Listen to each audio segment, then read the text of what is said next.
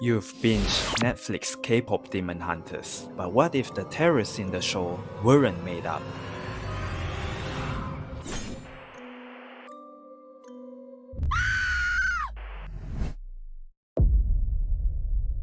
K-pop Demon Hunters gave you choreography, but you are about to see the real dance with death. Today, we'll talk about the origins behind Netflix K-pop Demon Hunters.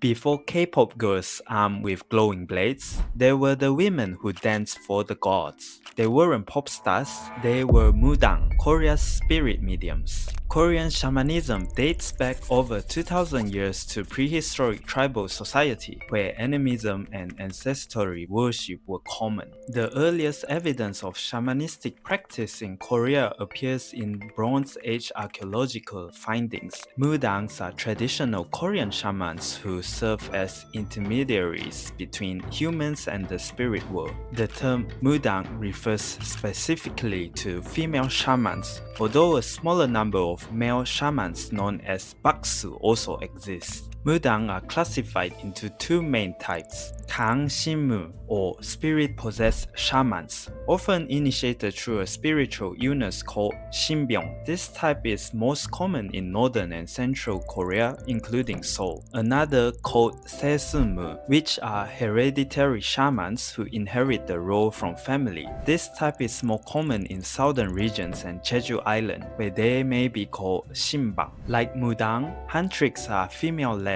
and they fight demons to protect the society. Their performance style, which is by singing and dancing, resembles the multisensory nature of a kud. A kud is a Korean shaman ritual that involves singing, dancing, music, and offerings. Its purpose is to invoke spirits or gods to bless, heal, or cleanse individuals, families, or communities. Kud can include various elements such as drumming, chanting prayers, and using symbolic tools like knives and swords, just like the girls in the show. Kud ceremonies often take place during life events like births, marriages, and funerals.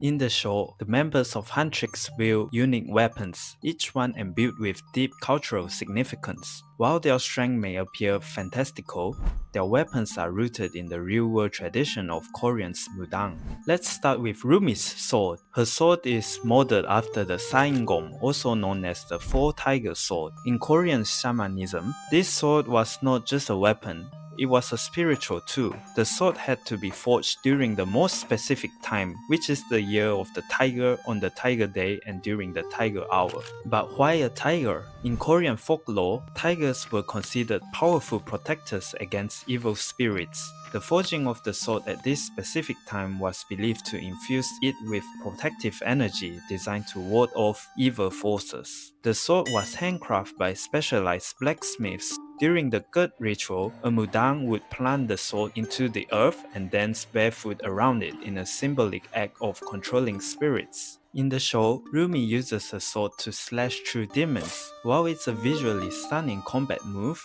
in real life, the motion of cutting and dancing with the sword mirrored how Mudang once used the sword to severe spiritual illness, trauma, and griefs from individuals. Next, we have Mira, wielding her elegant crescent-shaped blade, the Kukdo, a curved polearm. It was used by warriors of the kingdom as a weapon that offered both offensive and defensive capabilities. The design of her weapon is distinctive, with a long shaft and a blade, ideal for sweeping attacks and controlling enemies. Here are some other concept arts before Kukdo was chosen as her weapon in the show. See the similarities? It's all semi-long-range weapons that can help her keep her distance. Mira is controlled and does things effortlessly, but behind her strong looks, Mira is carrying something heavy. She is a girl who once rebelled so hard her own family called her a black sheep, the daughter of a wealthy family who walked away from everything to become something else. Not perfect,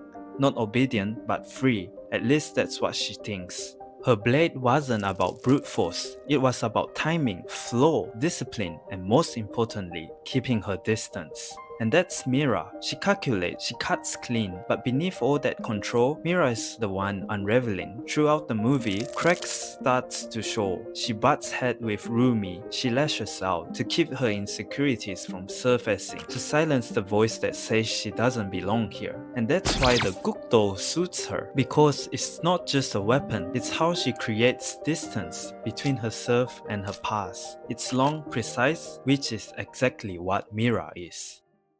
And lastly, Zoey. She throws. Her weapon is based on the Shinkar, a spirit knife used in exorcism and healing rituals. During a mudang may wave or cast the Shinkar towards a person suffering, towards the air or into ritual bowls to perform a symbolic cutting severing spiritual blockage, diseases or misfortune, and then they'll retrieve it. In the show, Zoey always does too much to prove herself. She writes a lot of the lyrics and constantly seeks acceptance. The spirit knife ritual is about casting away spiritual burdens and reclaiming wholeness. And like the mudang casting and retrieving the knives, Zoey gives everything and hopes it will come back to her as recognition and belonging.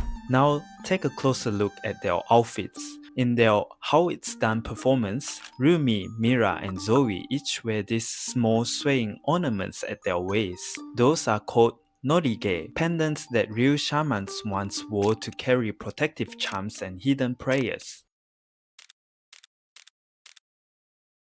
In the movie, Rumi is different from the others. She is not just fighting demons, she is one. She is trained to exorcise evil, yet every slash of her sword is also fighting against herself. And while that might sound like a fantasy, in real life, some Mudang have faced the same paradox. They started as healers, women who perform god rituals to cure sickness, cast out spirits, and bring balance to a community. But sometimes, something changes. Some Mudang started believing that they're the only one who can save others. They stop listening, and in the worst cases, they become the thing that they swore to fight. In 2024, a Mudang in Incheon performed a ritual that would make your hairs on your neck stand up. Believing her niece was possessed, she tied the young woman to a wooden frame and then placed charcoal beneath her feet, convinced that the flames would purify her. For 3 hours, the niece kept screaming, but no one stopped it because it was a ritual. When the police arrived, it was already too late. A burnt body, a woman weeping over the ashes, the Mudang called it purification. However, it was root a murder. In 2015, Germany, a family gathered in a hotel room, convinced that one of their own was possessed by an evil spirit. Again, they tied her down, gagged her with towels and began chanting. For 6 hours, they repeated the same thing over and over. The prayers, the chanting, the belief that they could save her. But by dawn, she was gone. They thought they were saving her soul, but the authority called it a manslaughter. These aren't just isolated events, they are the results of an ancient belief that some spirits must be banished at all costs. In the movie, Rumi's biggest enemy isn't what she's fighting, it's what she's becoming. The line between exorcist and executioner is thin, especially when power meets fear and belief goes unchecked. But that doesn't mean all Mudangs are dangerous, because just like in the movie, not every spirit is evil, and not every ritual ends in a tragedy. And in today's Korea, the Mudang haven't disappeared, they have adapted. Suppression from Christian missionaries, modernization, government crackdowns, yet they're still here. Modern Korean Mudangs, once whispered about in fear, are now boldly walking into cafes and lodging onto YouTube. Miss Lee, known as Egi Sonyoung, is a 30-year-old Mudang with over 300,000 YouTube subscribers. She shares daily spiritual advices and rituals, attracting young South Koreans who feel anxious about careers, housing, or relationships. That's not an anomaly. Searches for Mudang and fortune-telling in Korean on YouTube have nearly doubled over 5 years. They are not hiding anymore, not like the older generations who wore full hanbok, danced around altars, and carried ceremonial knives and bells. These new shamans live in urban apartments, consult out clients over KakaoTalk, post zodiac readings to Reels, and offer online rituals. These aren't just spiritual services. They are real solutions for a generation facing anxiety, burnout, and debt. A ritual might not solve housing costs, but it can offer clarity, comfort, and a sense of control. Exactly how Huntrix can comfort and cheer their fans out by singing and performing.